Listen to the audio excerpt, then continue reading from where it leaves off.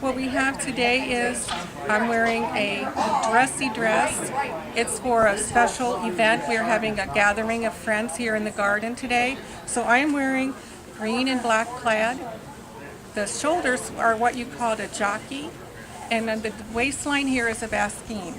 You might not realize, but ladies in that period of time had underpinnings, what we call lingerie. They called underpinnings, and they had 7 layers of lingerie.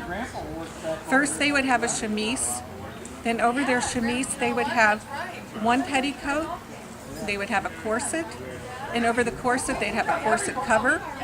They would have their hoop, and also over the hoop they would have an overskirt. They also wore a long underwear, and they called it drawers, just like our men called their long underwear drawers. It wasn't until a later period that they called it pantaloons. What I have on also has poofs going all up and down the dress.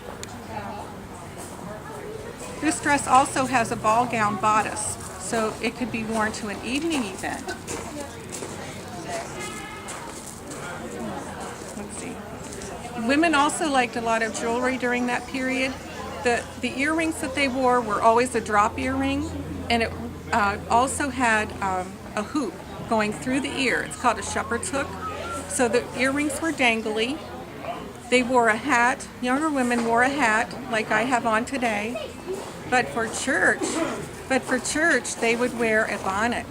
They would have a bonnet on tied under their chin. So this is not a church day, so I'm not wearing a bonnet. They also had their dress was, the shape of the dress you can see here is elliptical. It's kind of flat in the front and out in the back. You see that that's part of what you call a cage crinoline, and it was the beginning of the bustle. Toward the end of the 1860s, ladies wore the hoop. It's called a cage crinoline, just like this, and it was the beginning of the bustle. The dress going flat and then out in the back.